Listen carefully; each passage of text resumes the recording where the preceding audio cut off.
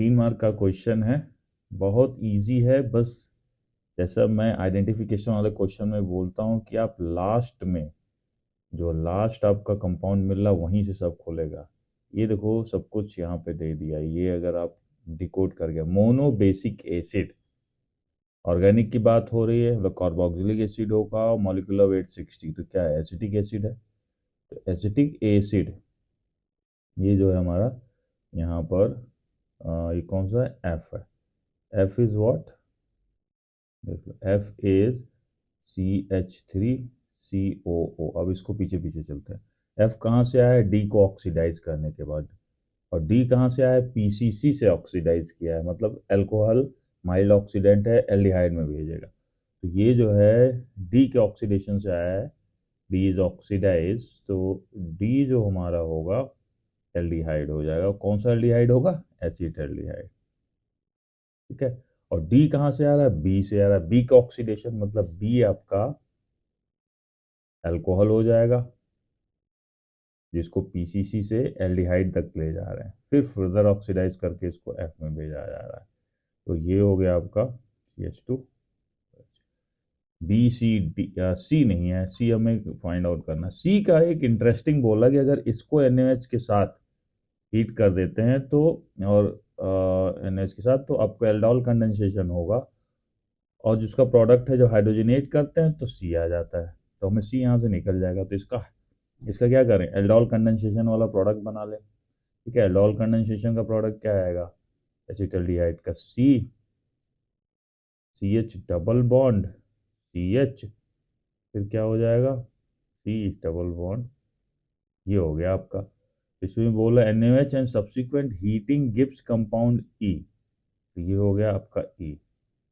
और E को जब हाइड्रोजनेट किया जा रहा है, इसको हाइड्रोजनेट किया जाएगा, तो ये पार्ट और ये दोनों ही कैटालिटिक हाइड्रोजनेट होकर हमारा C बना देगा, बोला C बन जा रहा है। तो E का कैटालिटिक हाइड्रोजनेशन क्या होगा, CH2 अल्कोहल बन जाएगा, ये हो जाएगा आपका CH2OH, ये हो गया C। अब हमारे पास ABCDEF आ गया, ए हमें निकालना है।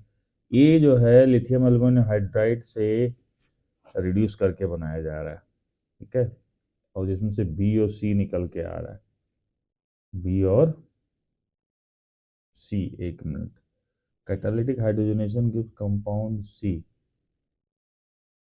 अच्छा हाँ, एसिड तो फिर से जो है रिड्यूस होकर फाइनली अल्कोहल में सब कन्वर्ट हो जाता है। तो ये जो है एक हेस्टर होगा, ठीक है, जिसका ये पार्ट दोनों होगा, ठीक है। और यहाँ पर कितने कार्बन आएंगे, 4, 2, 3, 4, और यहाँ पर आपका ये हो जाएगा, और दूसरा ये इथाइल अल्कोहल लग जाएगा, ये आपका ए हो जाएगा। तो सारे आ गए। इसको जब आप लिथियम हाइड्राइड के साथ रिएक्ट कराओगे तो इथाइल अल्कोहल इसको तोड़ते फोड़ते हुए निकाल के फिर फाइनली अल्कोहल में रिड्यूस कर देगा, ठीक है। तो ये रोजनमंड रिएक्शन, रिएजेंट आपको पता होना चाहिए। एसाइल क्लोराइड को एल्डिहाइड में कन्वर्ट करता है रोजनमंड रिएक्शन, ठीक है। और इसमें जो है आपका रिएजेंट हाइड्रोजनेशन होता है, PD BaSO4 और क्यूनोलिन से ये पॉइजन होता है। कैनिजारो हम जानते हैं, कैनिजारो में क्या होता है, नो अल्फा हाइड्रोजन वाला एल्डिहाइड जो है कंसंट्रेटेड NaOH की प्रेजेंस में डिस्प्रपोर्शनेशन होता है, आधा ऑक्सीडाइज हो गया एसिड में और आधा अल्कोहल में, क्या कैनिजारो रिएक्शन। जैसे फॉर एग्जांपल फॉर्मल्डिहाइड है, फॉर्मल्डिहाइड कंसंट्रेटेड NaOH अगर ले लिया हमने, क्या बनाएगा, मिथाइल अल्कोहल और प्लस फॉर्मेट, सोडियम फॉर्मेट बनाएगा। सॉल्ट बना के लिखना है भाई, अगले स्टेप में एसिड रिफ्लक्स कर दो तो वो दूसरी बात। HVZ हेल वोलार्ड जेनेलिस्की, ठीक है, रिएक्शन, ये बहुत ही यूजफुल रिएक्शन है। अगर अल्फा पोजीशन पे ये कार्बन है, अल्फा पोजीशन पे कोई हाइड्रोजन है किसके, कार्बोक्सिलिक एसिड, तो उसको आप इस रिएक्शन के थ्रू रिप्लेस कर सकते हो किससे, Br से। और रिएजेंट क्या होता है, Br2 ले लो और small amount of trace, small amount of red phosphorus, red phosphorus, ठीक है, रेड फास्फोरस। तो ये आपका यहाँ पे Br लग जाएगा, और Br बहुत अच्छा लिविंग ग्रुप होता है, आप उसको काफ़ी ग्रुप से, एटम से सब्सटीट्यूट कर सकते हो, इसलिए इसका सिंथेसिस में HBZ का सिंथेसिस में बहुत ज़्यादा यूटिलाइजेशन। 5 मार्क क्वेश्चन यहाँ आ गया है, जल्दी से इसको लपेट देते हैं। काइनेजारो रिएक्शन बता रहा है कि कोई कंपाउंड है C5, 5 कार्बन का और एक ऑक्सीजन है। काइनेजारो रिएक्शन दिखाने के लिए इसमें क्या होना चाहिए, नो अल्फा हाइड्रोजन और एल्डिहाइड होना चाहिए। तो पहला स्ट्रक्चर जो आप बनाओगे ये वाला, ठीक है, इस वन काइनेजारो के लिए C एल्डिहाइड होना चाहिए और नो अल्फा, मतलब यहाँ पे अब क्या है, 3 कार्बन चिपका दो तो सारे हो गए। अब तो ये CH3, CH3, CH3, तो ये आपको पहला वाला हो गया, ठीक है। Second, reduces tolerance reagent and has a chiral, मतलब एल्डिहाइड अभी भी है, ठीक है, एल्डिहाइड टॉलरेंस, उसके बाद में एक कायरल आपको बनाना है, एक हाइड्रोजन लगा देते हैं, CH3 हो गया, और इसको कायरल बनाने के लिए यहाँ पर इथाइल लगा दो, तो आपकी ये हो जाएगा स्ट्रक्चर, इस सेकेंड वाला हो जाएगा। Third, gives positive iodoform test. भाई पॉजिटिव आइडोफॉर्म टेस्ट होने के लिए हमारे पास ये होना पक्का है इसको। अब बचा क्या हमारे पास, 3 कार्बन बचा हुआ है, उसको अब पॉजिटिव आइडोफॉर्म टेस्ट दे रहा है, 2 कार्बन हो गए, 3 कार्बन और चिपका दो किसी भी तरीके से यहाँ पर, ठीक है। तो 1 2 ये भी लगा सकते हैं, ठीक है, ये हो जाएगा। और भी स्ट्रक्चर हो सकते हैं इसके। तो ये थर्ड हो गया। क्लीमेंजन रिडक्शन क्या होता है भाई, क्लीमेंजन रिडक्शन फटाफट बता दो, कार्बोनिल को किस में कन्वर्ट कर देता है, हाइड्रोकार्बन में कन्वर्ट कर देगा, मतलब ये जो है चला जाएगा किसमें, इसमें Clemmensen, acidic medium, zinc Hg HCl, ठीक है, ये हो जाएगा। इटार्ड रिएक्शन, इटार्ड रिएक्शन क्या होता है, इटार्ड रिएक्शन CrO2 Cl2 होता है, ठीक है? इसमें ऑक्सीडाइज करके आप बनाते हो, ठीक है। इसमें जो है टोलुइन को किसमें क्या करता है, ऑक्सीडाइज कर देता है टोलुइन को एल्डिहाइड में, इटार्ड रिएक्शन। तो याद रखना ये पूछा जाता है, इसलिए क्वेश्चन बार बार कर रहे हैं जिससे सारी रिकॉल हो जाए। फिर इसके बाद में इसी में आप देखो ऑप्शनल दिया हुआ है दूसरा, draw structure of methyl hemiacetal of methanal, methanal mean formaldehyde, formaldehyde में ये तो होगा ही, फॉर्मेल्डिहाइड होता। अब इसमें क्या है, इसी पे आपको एक अल्कोहल का पार्ट आके, कौन सा अल्कोहल, मिथाइल अल्कोहल आके जुड़ेगा, ठीक है। तो हेमी बोल रहा है तो एक OH होगा, अगर एसिटल होता तो दोनों ही OCH3 हो जाता, ठीक है, ये स्ट्रक्चर हो जाएगा आपका। सेकेंड, देयर आर 2NH2 बोल रहा है, इसकी बात कर रहा है ये, ठीक है, सेमी कार्बेजाइड NH2CO NH से बोल रहा कि भाई साहब यहाँ पर 2NH2 है, एक ये वाला है और एक ये वाला होता है, इसमें से केवल एक रिएक्ट करता है और नॉट बोथ, और ये रिएक्ट कर रहा है, बता दे रहे हैं, क्योंकि शुरुआत ये लोन पेयर ऑफ इलेक्ट्रॉन करता है, यहाँ पे लोन पेयर ऑफ इलेक्ट्रॉन अपने इंटरनल अफेयर यहाँ पे रेजोनेंस में लगा हुआ है, तो स्टेबलाइज है, इसलिए ये रिएक्टिव होता है और ये भागेगा रिएक्शन के लिए। थर्ड पार्ट देखते हैं, how will you convert ethanol to 3 hydroxy butanol, मतलब इथेनॉल 2 कार्बन 4 में जा रहा है, हाइड्रोक्सी एल्डिहाइड इथेनॉल तो इथेनॉल को ऑक्सीडाइज कर दो, कंट्रोल ऑक्सीडाइज, PCC लगा दो, ठीक है, PCC से करना, नहीं तो एसिड में कन्वर्ट हो जाएगा, उसको ethanol CH3 CH2 OH PCC PCC mild oxidising agent CHO। फिर क्या कर दो आप, इसको एल्डोल डायल्यूट NaOH, ठीक है, डायल्यूट NaOH। तो यहाँ पे CH3 CHOH और CH2 CHO, भाई यही हो गया ना, 1 2 3 हाइड्रोक्सी ब्यूटेनॉल, ये भी हो गया। ये क्या हो जाएगा, कंप्लीट द फॉलोइंग, ये जो है क्या करेगा, इसको कन्वर्ट कर देगा, यही लिख देते हैं, इसको कन्वर्ट कर देगा कीटोन में, कीटोन, ये हो गया आपका प्रोडक्ट ऑफ दिस, कर देगा। Right the final product when phthalic acid is treated with NH3 and followed by strong heating. तो ये अभी हमने किया है 5 मार्क्स में, लेकिन एक बार फिर से कर लेते हैं, फटाफट रिवाइज हो जाएगा क्योंकि बहुत पूछा जाता है। ये अमाइन चैप्टर का इनफैक्ट एसिड भी है, तो दोनों चैप्टर में आ सकता है।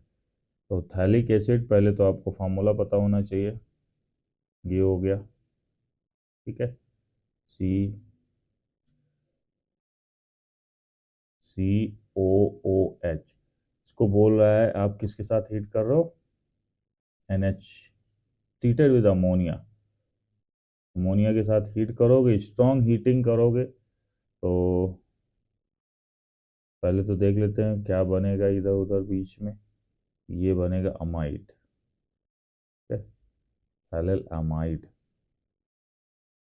फिर इसमें से यहाँ पर ये दोनों 1 2 अगल बगल हैं और रिंग सपोर्ट करेगा, यहाँ पर आपका इसमें से निकल जाएगा अमोनिया बाहर, ठीक है, एक हाइड्रोजन यहाँ से और NH2 लेके ये निकल गया, क्या बच गया,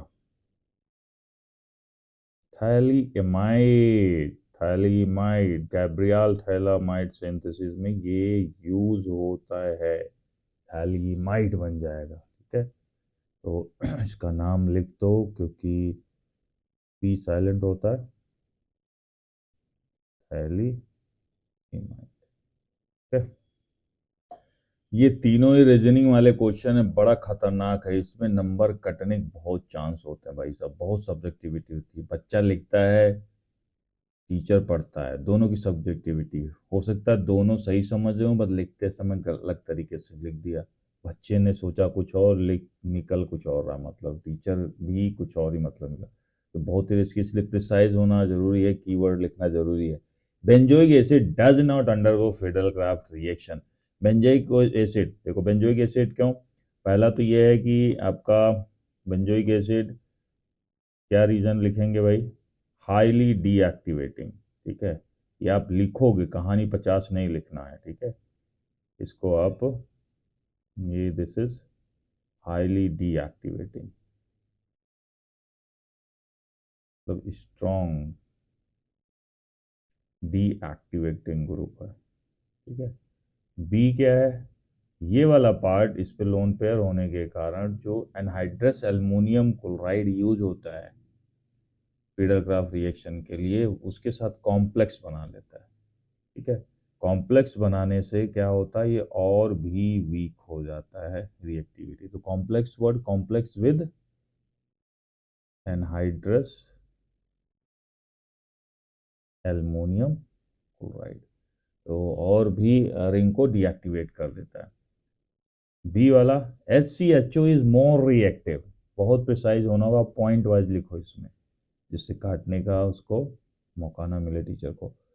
मोर रिएक्टिव, तो दो रीज़न है, एक तो आपको इसमें जो रिएक्टिविटी होती है, तो एक की जो डेल्टा पॉजिटिव है, अगर ये ज़्यादा है, ठीक है, डेल्टा पॉजिटिव डेल्टा माइनस, और यहाँ पे अगर ग्रुप जैसे लगे हुए हैं, ठीक है, ये अगर ये ज़्यादा है डेल्टा पॉजिटिव, मतलब इंडक्टिव इफेक्ट यहाँ पर कम है इन दोनों साइड से, तो डेल्टा पॉजिटिव, इंडक्टिव इफेक्ट क्या होता है, प्लस आई अगर होगा तो माइनस यहाँ पे रिलीज करेगा प्लस आई, तो तो इसके कारण ये कम हो जाएगा। जैसे मान लो मीथेन एच की जब मीथेन लगा दिया, इथेन लगा दिया, तो इसको और कम करेगा। दूसरा, ये बल्कि होता जाएगा, तो इसका साइज जैसे जैसे बढ़ेगा,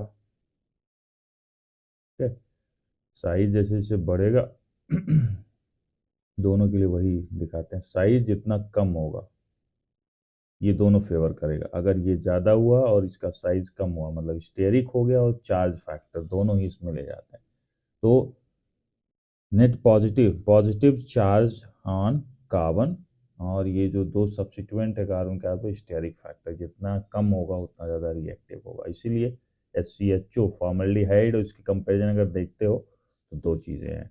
फॉर्मल्डिहाइड के कार्बन पे ये पॉजिटिव, पार्शियल पॉजिटिव चार्ज जा रहा है, इज मोर देन CH3CHO, और साइज इसका जो है यहाँ पे हाइड्रोजन लगा हुआ, तो वैसे ही एकदम पूरा नेकेड है। सी ऑप्शन देखते हैं, ठीक है। सी ऑप्शन क्या बोल रहा है? Vinyl group directly attach with the carboxylic acid. Vinyl group मतलब CH2 CH विनाइल, और इसी पोजीशन पे बोल रहा है ये लगा हुआ है कार्बोक्सिलिक एसिड। क्या बोल रहे हैं भाई साहब?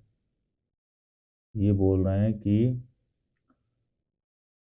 सो डिक्रीज अटैच है तो डिक्रीज करना चाहिए करस्पॉन्डिंग कार्बोक्सिलिक एसिड की acidity due to resonance, but on contrary increases. जैसे आप देखो यहाँ पे, आप जब इसका कॉन्जुगेट बेस बनाओगे, ठीक है, निगेटिव आएगा यहाँ पर, तो ये निगेटिव कहना क्या चाह रहे हैं, ये वाला क्या करता है, रेजोनेंस के कारण ही, इस रेजोनेंस के कारण ही कार्बोक्सिलिक एसिड की एसिडिटी होती है, हाई एसिडिक स्ट्रेंथ ज़्यादा होगा जितना ज़्यादा ये सपोर्ट होगा।